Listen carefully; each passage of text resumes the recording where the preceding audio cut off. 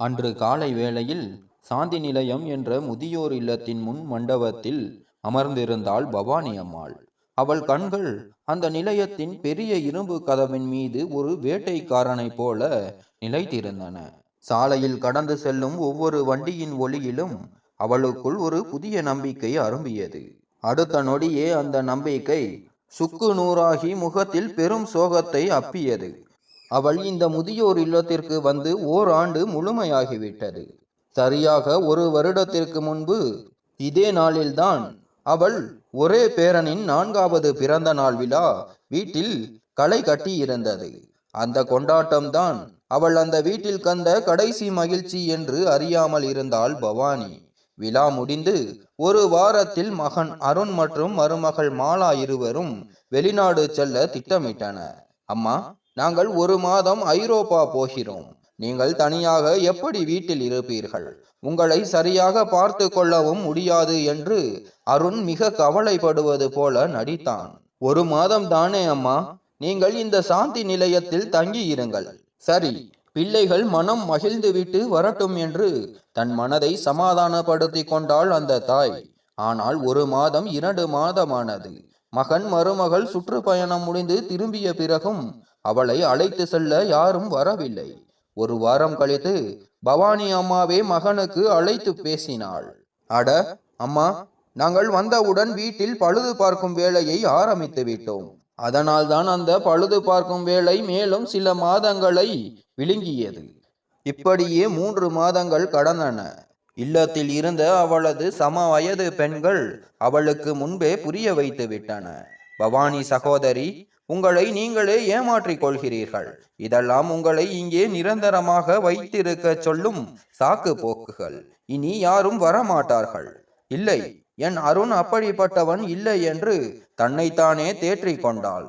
ஆனால் மாதங்கள் நகர தொலைபேசியிலும் வெறும் பொய் காரணங்கள் மட்டுமே மிஞ்சிய போது அவளது அசைக்க முடியாத நம்பிக்கையும் மணல் போல கைவிட்டு நழுவி போனது. தன்னை அழைத்து செல்ல இனி யாரும் வரப்போவதில்லை என்பதை அவள் மனம் உறுதியாக புரிந்து கொண்டது. ஒவ்வொரு ஞாயிற்றுக்கிழமையும் காலை பவானி அம்மாள் தயாராகி கதவையே வெறித்து பார்த்து காத்திருப்பாள். சூரியன் உதித்து மறையும். சாலையில் வண்டிகள் ஓடிக்கொண்டே இருக்கும். ஆனால் அவள் எதிர்பார்த்த வண்டி மட்டும் ஒருபோதும் வருவதில்லை. இன்றைய நாள் அவளது பொறுமைக்கு வைக்கப்படும் கடைசி சோதனையாக இருந்தது. 1 மணி நேரம் அதே வாசலை பார்த்து கிடந்ததில் உள்ளுக்குள் அத்தனை நாளாக அடக்கி வைத்திருந்த பொறுமை மொத்தமாக உடைந்தது. 1 வருடமாக புல் போல கட்டியிருந்த அவள் பொறுமையின் அணை ஒரே ஒரு அதிர்வில் நொறுங்கி போனது. ஒரு முரட்டு பிடிவாதம் அவளது தளர்ந்திருந்த மனதில் மீண்டும் எழுந்தது. அவள் கண்களுக்கு முன்பு மாலாவின் முகம் வந்தது. அதில் அவளுக்காக மரியாதை இல்லை, வெறும் இகழ்ச்சியும் அலட்சியமும் மட்டுமே இருக்கும். ஒருவேளை அருணும் வாசலிலேயே ஒரு காரணம் சொல்லி திரும்பி அனுப்பி விடுவான் என்று நினைத்தாள். அதனால் வேடம் பூண்டு மகனை சந்திக்க முடிவெடுத்தாள். ஆனால் முதியோர் இல்லத்தின் மேலாளரான வர்மாஜி ஒரு நல்ல மனிதர். இந்த முதியவர்களின் வழியை புரிந்து கொண்டவர். ஆனால் சட்ட திட்டங்களுக்கு கட்டுப்பட்டவர். உள்ளே வாருங்கள் பவானி அம்மா என்றார். பவானி அம்மாள் தன் குரலில் இயன்ற அளவு பரிதாபத்தையும் வறுமையையும் நிறைத்து சொன்னாள். வர்மாஜி, எனக்கு இன்று மாலை வரை விடுப்பு தர முடியுமா? மிகவும் முக்கியமான வேலை. தயவு செய்து. தன் வாழ்க்கையில் அவள் ஒருபோதும் யாரிடமும் பொய் சொன்னதில்லை. ஆனால் இன்று தன் சொந்த மகனை பார்க்க ஒரு பொய்யின் துணையை நாடினாள். வர்மாஜி அவள் கண்களை உற்று பார்த்தார். அந்த கண்களின் ஆழத்தில் ஒரு பெரிய இயலாமையின் மற்றும் வலியின் கடலை பார்த்தார். அதை பார்த்ததும் அவரால் இல்லை என்று சொல்ல முடியவில்லை. சரி சரி என்று அவர் சொல்லியதும் அவள் அறைக்கு திரும்பினாள். இப்போது அவள் தன் அடையாளத்தை, தன் தாய்மையின் அன்பை, அருணின் தாய் என்ற தன் இருப்பை சில மணி நேரங்களுக்கு புதைக்க வேண்டியிருந்தது. பவானி என்ற தாயை மறந்துவிட்டு யாரும் அடையாளம் காண முடியாத ஒரு புதிய உருவம் எடுக்க வேண்டியிருந்தது. கவலை என்ற கரையானும் தனிமை என்ற பூச்சியும் அவள் உடலை உள்ளுக்குள் அரித்திருந்தன. வயதினால் முகத்தில் வராத சுருக்கங்களை இந்த ஓராண்டு வலியும் வேதனையும் அவள் நெற்றியில் அழகாக பொறிந்திருந்தன. எப்போதும் மலர்ச்சியாக இருந்த அவள் முகம் இப்போது உள்ளே அமுங்கி இருந்தது. ஆனால் அப்போதும் அவள் எந்த ஆபத்தையும் எடுக்க விரும்பவில்லை. நடுக்கம் கண்ட கைகளால் தன் பெட்டியை திறந்தாள். அதில் அருண் இங்கே விட்டு சென்ற சில புடவைகள் இருந்தன. அவள் அணிந்திருக்கும் மிகவும் பழமையான பருத்தி புடவையை எடுத்து மாற்றிக் கொண்டாள். அவளது அடையாளம் தரும் மற்றொரு அவள் அணிந்திருக்கும் கண்ணாடி. இந்த கண்ணாடியின் வழியாகத்தான் அவள் அருணின் குழந்தை பருவத்தை பார்த்தாள். மகன், மருமகள் இந்த கண்ணாடியை வைத்தே அவளை அடையாளம் கண்டுகொள்ள முடியும். அதனால் அருகில் இருந்த அறையில் வசித்த கங்கா அம்மாளின் பழைய கண்ணாடியை கேட்டு வாங்கி கொண்டாள். கங்கா அம்மாள் சமீபத்தில் தான் புதிய கண்ணாடி அணிந்து வந்தார். கங்கா சகோதரி, உங்களுடைய பழைய கனமான கருப்பு கண்ணாடியை தாருங்கள். என் கண்ணில் ஏதோ குத்துகிறது, வெளிச்சத்தை பார்க்க முடியவில்லை என்றாள். கங்கா அம்மாள் உடனே அதை கொடுத்தார். பவானி அம்மாள் அந்த கண்ணாடியை அணிந்த போது உலகமே மங்களானது. ஆனால் இதுதான் அவசியம் போல. இந்த மங்களுக்கு பின்னால் அவளது அன்பான பரிச்சயமான கண்கள் மறைந்திருந்தன. கண்ணாடியில் தன் முகத்தை பார்த்தாள். அது அவளையே அடையாளம் காணவில்லை. தோற்று போன, களைத்து போன உலகில் அடியை கண்ட வேறு ஒரு பெண் அவள். வேண்டுமென்றே தன் இடுப்பை இன்னும் கொஞ்சம் வளைத்து கொண்டாள். நடையில் ஒரு இயலாமையின் பாவத்தை கொண்டு வந்தாள். தலை மீது புடவை தலைப்பை போட்டு முகத்தை மறைத்தாள். இப்போது அவள் பெயரற்ற, அடையாளமற்ற ஒரு பெண். உலகின் கூட்டத்தில் யாரும் அவளை பார்க்க மாட்டார்கள், அடையாளம் காண மாட்டார்கள். அவள் தன் சொந்த அடையாளத்தின் கல்லறை மீது நின்று கொண்டிருந்தாள். அந்த கல்லறையில் கண்ணீர் விடவும் அவளுக்கு அனுமதி இல்லை. முதியோர் இல்லத்திற்கு வெளியே இருந்த உலகம் இன்று ஏதோ புதியதாக தெரிந்தது. ஒரு வருடமாக காணாத உலகம். ஆட்டோவில் இருந்து இறங்கி தன் பழைய தெருவில் கால் வைத்தபோது அவளது இதயம் கூண்டில் அடைபட்ட பறவை போல வேகமாக துடித்தது. இதுதான் அவள் அருணுக்கு சைக்கிள் ஓட்ட கற்றுக் கொடுத்த தெரு. அவள் கண்களில் மங்களான கண்ணாடிகளுக்கு பின்னால் நினைவுகளின் தெளிவான திரைப்படம் ஓடிக்கொண்டிருந்தது. ஒருபுறம் மகிழ்ச்சி நிறைந்த பொற்காலம், மறுபுறம் துயரால் நிரம்பிய இந்த கொடுமையான நிகழ்காலம். அவள் வீட்டை நெருங்க நெருங்க அவளது காலடிகள் பாரமாயின. இறுதியாக வீட்டை அடைந்தாள். வீடு முன்பிருந்தபடியே இருந்தது. ஆனால் இன்று அதன் மீது பலூன்களும் வண்ண தோரணங்களும் தொங்கின. பிரதான வாயிலும் தங்க நிற கருப்பு பலூன்களால் அலங்கரிக்கப்பட்டிருந்தது. இன்று அவள் பேரப்பிள்ளையான ரோகனின் பிறந்த நாள் விழாவுக்கான கொண்டாட்டம் நடந்து கொண்டிருந்தது. அந்த விழாவிற்கு அவள் ஒரு அழைக்கப்படாத விருந்தாளியாகவே நின்றிருந்தாள். அவள் யோசித்துக் கொண்டிருந்த போது வீட்டின் வேலைக்காரி லலிதா அங்கு வந்தாள். அவள் கதவை தட்ட அடுத்த நொடி மாலா வெளியே வந்தாள். விருந்துக்கான தயாரிப்புகள் மற்றும் விருந்தினர்களை சமாளிக்கும் மன அழுத்தத்தால் மாலாவின் முகம் வாடி இருந்தது. உனக்கு இன்றைக்கு தான் எல்லா அவசர வேலையும் ஞாபகம் வரணுமா?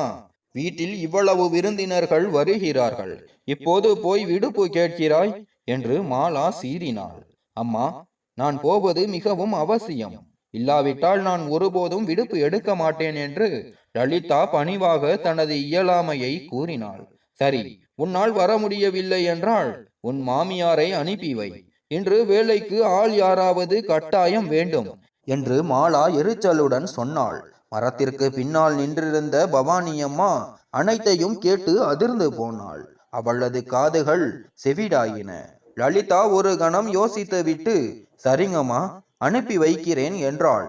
சரி, சீக்கிரம் அனுப்பு என்று மாலா எரிச்சலுடன் கதவை சாத்திவிட்டு உள்ளே சென்றாள். லலிதா விரக்தியுடன் திரும்பி நடந்தாள். ஒரு கணம் அந்த தெருவில் நிசப்தம் நிலவியது. ஆலமர இலைகளின் சலசலப்பிற்கு இடையே பவானி அம்மாள் விதியின் விசித்திரமான விளையாட்டை கேட்டுக்கொண்டிருந்தாள். தாயாக மகனின் வீட்டுக்குள் நுழைய வழி இல்லாத நிலையில் இப்போது ஒரு வேலைக்காரியின் இடம் காலியாகி இருந்தது. விதி அவளுக்கு ஒரு வாய்ப்பை வழங்கியது. ஆனால் அதன் விலை அவளது தன்மானம். ஒரு கணம் அவளது மனம் திரும்பி போய் விடலாமா? இந்த அவமானத்தை விட முதியோர் இல்லத்தின் தனிமையே மேல் என்று எண்ணியது. கண்ணீரை துடைத்தாள். இன்று பேரனை ஒரு முறையாவது கண்ணார காண அவள் ஒரு வேலைக்காரியாக மாற வேண்டியிருந்தது. மரத்தின் மறைவிலிருந்து வெளியே வந்தாள். அவளது கண்கள் தரையில் அல்ல, தன் தன்மானத்தின் சாம்பல் மீது நடந்து செல்வது போல இருந்தது. ஒரு ஆழமான மூச்சை இழுத்துவிட்டு லலிதாவை நோக்கி நடந்தாள். லலிதா மறுத்த கோபம் மாலாவின் நெற்றியில் ஆழமான சுருக்கங்களை ஏற்படுத்தியிருந்தது. யார் நீ? அவளது கேள்வி ஒரு அரும்பு போல தைத்தது. பவானி அம்மாவின் இதயம் தொண்டைக்குள் வந்து அடைத்தது. அவள் குரலை மாற்றி மெதுவாக பேசினாள். நான் நான் சாந்திபாய். அவள் முழு வாக்கியத்தையும் முடிப்பதற்குள் மாலாவின் கண்களில் ஒரு ஒளி மின்னியது. லலிதா தன் மாமியாரை அனுப்பிவிட்டாள் என்று அவள் தவறாக நினைத்தாள். மாலாவின் முகத்தில் இருந்த எரிச்சல் மறைந்து சுயநலம் கலந்த நிம்மதி பரவியது. ஓஹோ, சரி சரி, புரிகிறது. கடவுளே, நீதான் அனுப்பியிருக்கிறாய் போல. மாலாவுக்கு தலை குனிந்து நிற்கும் இந்த உருவம் ஒரு பிரச்சனைக்கான தீர்வு மட்டுமே. வீட்டு வேலைகளை முடிக்கும் 2 கைகள். அவளை கிட்டத்தட்ட உள்ளே இழுத்துச் சென்ற மாலா கதவை கோபமாக அடைத்தாள். பவானி அம்மாள் அந்த வாசற்படியை மிதித்தபோது வீட்டின் ஒவ்வொரு வாசமும் ஒளியும் அவளுக்கு மிகவும் பரிச்சயமாக இருந்தது. சுவரில் தொங்கிக் கொண்டிருந்த பெரிய குடும்ப புகைப்படத்தை பார்த்தபோது அவள் அழ ஆரம்பித்தாள். ஆனால் உடனடியாக தன் பேரன் ரோகனை தேட ஆரம்பித்தாள். என்ன என்ன பார்க்கிறாய்? வேலை செய்யத்தானே வந்தாய், அங்கே என்ன செய்கிறாய் என்று மாலா ஒரு உரத்த குரலில் கேட்டாள். கேள், முதலில் இந்த அழுக்கு பாத்திரங்களை எல்லாம் கழுவு. பாத்திரம் கழுவும் தொட்டி நிரம்பிவிட்டது. பிறகு காய்கறிகளை நறுக்கு. சீக்கிரம் செய், மாலையில் விருந்தினர்கள் வருவார்கள். பவானி அம்மாள் ஒரு வார்த்தை கூட பேசவில்லை. ஒரு இயந்திரத்தை போல சத்தமில்லாமல் சமையலறைக்குள் சென்றாள். பாத்திரம் கழுவும் தொட்டி நுரையும் அழுக்குமாக காணப்பட்டது. அப்போதுதான் ரோகன் வெளியே வந்தான். அவன் நீல நிற செர்வாணி உடை அணிந்திருந்தான். அவனை பார்த்ததும் பவானி அம்மாள் அங்கேயே சிலை போல உறைந்து போனாள். அவளது கைகள் நடுங்கின. ஓடி சென்று அவனை அணைத்து கொள்ள வேண்டும் என்று உள்ளம் கதறியது. ஆனால் அவளுக்கு தன் நிலை தெரியும். அவள் பாட்டியல்ல, அவள் சாந்திபாய். அவள் தூரத்தில் இருந்தே அவனை உற்று நோக்கினாள். கண்களில் பெருகி வந்த கண்ணீரை புடவையின் முனையில் துடைத்து கொண்டாள். ரோகன் அவளை ஒரு பார்வையும் பார்க்காமல் தன் பொம்மைகளுடன் விளையாடுவதில் மூழ்கி மற்ற குழந்தைகளுடன் வெளியே ஓடினான். மதியம் அருண் வந்தான். அவன் ஒரு நண்பருடன் தொலைபேசியில் பேசிக் கொண்டிருந்தான். ஆமாண்டா, சாயங்காலம் கட்டாயம் வா. அண்ணி குழந்தைகளையும் கூட்டிட்டு வா, இல்லனா நான் கோபப்படுவேன். அவன் அருகில் நின்றிருந்த குனிந்த முதுகும் மெல்லிய உடலுமாக இருந்த சாந்திபாயின் உருவம் ஏதோ அவனுக்கு தன் தாயின் நினைவை லேசாக கொண்டு வந்தது. ஆனால் அடுத்த கணம் அந்த எண்ணத்தை உதறி தள்ளினான். இவள் எப்படி அம்மாவாக இருக்க முடியும்? அம்மா நிம்மதியாக முதியோர் இல்லத்தில் இருக்கிறார். நானும் என்னென்னவோ நினைக்கிறேன். அவன் தன் தாயை அடையாளம் காணவில்லை. மாலை நெருங்கியது. விருந்து ஆரம்பமானது. விலை உயர்ந்த வாசனை திரவியங்களின் மனம், இசையின் சத்தம் மண்டபம் முழுவதும் நிரம்பி இருந்தது. அந்த சத்தங்களுக்கு நடுவில் பவானியம்மா விருந்தினர்களுக்கு தண்ணீர் கண்ணாடிகளை கொடுத்தாள். தேநீர் தட்டுகளை நீட்டினாள். கேக் வெட்டப்பட்டது. ஹேப்பி பர்த்டே ரோகன் என்ற இசைக்கு கைத்தட்டல்கள் அதிர்ந்தன. ரோகன் கேக்கை வெட்டி முதல் துண்டுகளை அருண் மற்றும் மாலாவுக்கு ஊட்டினான். பவானி அம்மாள் தூரத்தில் நின்று இதை பார்த்து கொண்டிருந்தாள். ரோகன் ஒரு முறையாவது தன்னை பார்க்க மாட்டானா என்று அவளது இதயம் ஏங்கியது. ஆனால் அவனது உலகம் நண்பர்களுக்கும் பரிசுகளுக்கும் உள்ளேயே சுருங்கி போயிருந்தது. அப்போது அருணின் உறவுக்கார பெரியவரான கமலா அத்தை அங்கிருந்த எல்லோரையும் பார்த்து விட்டு கேட்டார். அருண், எல்லோரும் இருக்கிறார்கள், ஆனால் உன் அம்மா எங்கே? அவள் இல்லாமல் இந்த வீடு விழா இழந்தது போல இருக்கிறது. ரோகன் மீது அவள் உயிரை வைத்திருப்பாளே, எங்காவது போய்விட்டாளா?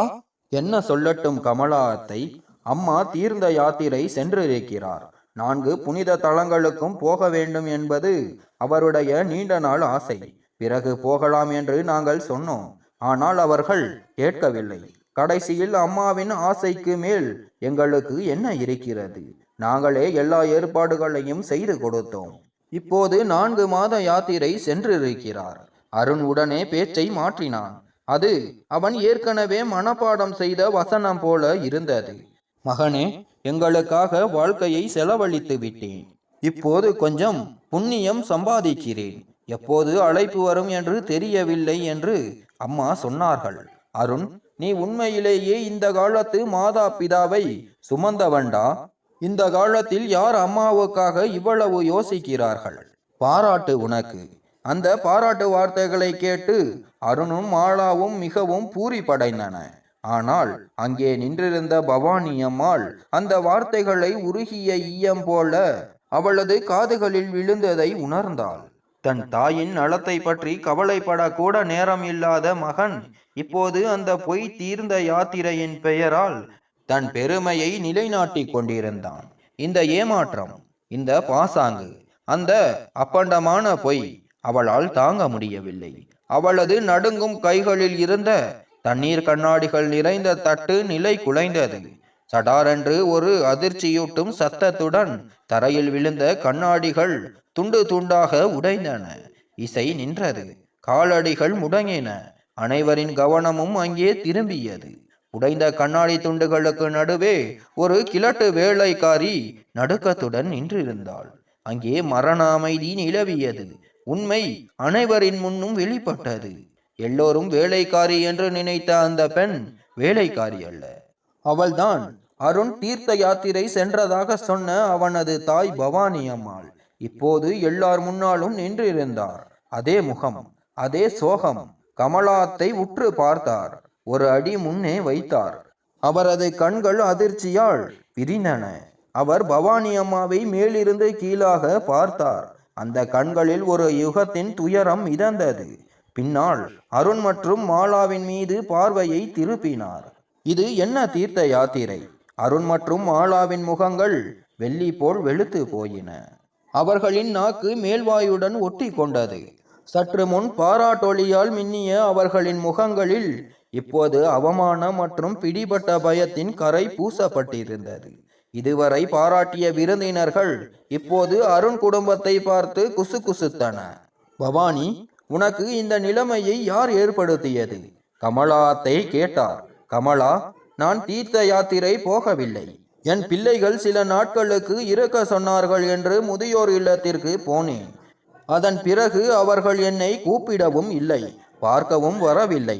ஆனால் எனக்கு ஒரே ஒரு ஆசைதான் இருந்தது. ஒருமுறை இந்த கண்களால் அவனை பார்க்க வேண்டும். அதே அடையாளத்துடன் இந்த வாசலில் வந்திருந்தால் ஒருவேளை என்னை வாசலிலேயே திரும்ப அனுப்பியிருப்பார்கள். அதனால்தான் இதை செய்தேன் என்று சொல்லும் போதே அவள் குரல் கம்மியது. அவளது கதையை கேட்ட ஒவ்வொரு விருந்தினரும் திகைத்து நின்றன. அருண் மற்றும் மாலாவின் தலைகள் தரையை பார்த்தன. பிறகு அவளது கண்கள் அந்த கூட்டத்தில் ரோகனை தேடின. அவன் கேக் மேசைக்கு அருகில் மற்ற குழந்தைகளிடையே பயந்து போய் நின்றிருந்தான். இந்த சலசலப்பு எதையும் அறியாத அவன் தன் பாட்டியை மட்டும் பார்த்து கொண்டிருந்தான். இப்போதும் கூட அவனை அவளால் அடையாளம் காண முடியவில்லை. சரி, அப்படியானால் நான் எதற்காக இவ்வளவு அவமானத்தை ஏற்றுக்கொண்டேனோ அந்த ஒரு ஆசையை நிறைவேற்றிக் கொள்கிறேன். இப்படி கூறிய பவானி அம்மாள் மெதுவாக முன்னேறினாள். ரோகனுக்கு முன்னால் வந்தபோது அவள் நடுங்கும் முழங்கால்களுடன் தரையில் அமர்ந்தாள். ஓர் ஆண்டு கால தவிப்பினால் உடைந்த அந்த குரலில் இருந்து வெளிவந்த வார்த்தைகள் அவை. ரோகன், என் கண்மணி, வாடா. அந்த வார்த்தைகள் ஒரு விம்மலுடன் அவள் வாயிலிருந்து வெளிவந்தன. பிறகு அவள் தன் கையை கோரி ரோகனை தன் பக்கம் இழுத்து மார்போடு இறுக அணைத்து கொண்டாள். அது வெறுமனே அணைப்பு அல்ல, ஓர் ஆண்டு கால தவிப்பின் முடிவு. அவள் ரோகனின் தலைமுடியை முகர்ந்தாள். அவனது உருண்டையான கன்னங்கள் மற்றும் நெற்றியை வெறித்தனமாக முத்தமிட்டாள். அவளது ஒவ்வொரு செயலிலும் ஒரு மாதத்தின் ஏக்கமும் காத்திருப்பும் கலந்திருந்தன. பாலைவனத்தில் அலைந்த தாகம் கொண்ட பயணி சடாரென தண்ணீரை ஊற்றினால் அதை உறிஞ்சுவது போல இருந்தது. அதுவரை பயந்து போயிருந்த ரோகனுக்கு எதுவும் புரியவில்லை. தன் பாட்டியின் நடுங்கும் கரங்களின் அரவணைப்பு, அவளது கண்ணீரின் சூடு, விம்மல்களின் ஓசை மட்டுமே அவனுக்கு தெரிந்தது. பயத்துடனே அவனும் தன் சிறிய கைகளை அவளது முதுகில் வைத்தான். அது அவர்கள் இருவருக்கும் இடையேயான மௌன ஒப்பந்தமாக இருந்தது. தன் ஆசையை நிறைவேற்றி கொண்ட பின் பவானி அம்மாள் மெதுவாக ரோகனை தன்னை விட்டு விலக்கினாள்.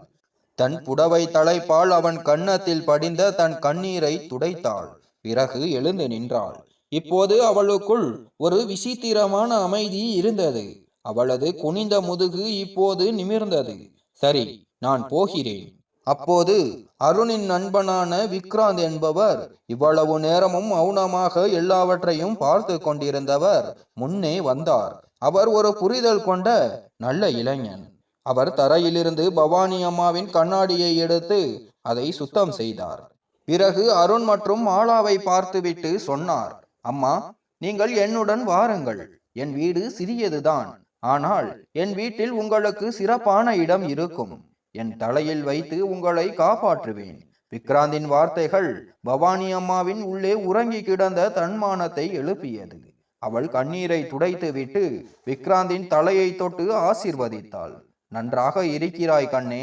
உன் மனதை பார்த்தால் எனக்கு மிகவும் மகிழ்ச்சியாக இருக்கிறது. எப்போதும் மகிழ்ச்சியாக இரு. அவள் தன் மகன் மற்றும் மருமகளை ஒரு கணம் பார்த்தாள். இப்போது அவள் கண்களில் கோபமோ வெறுப்போ இல்லை. ஒரு ஆழ்ந்த, மிகவும் ஆழ்ந்த சோகம் மட்டுமே இருந்தது.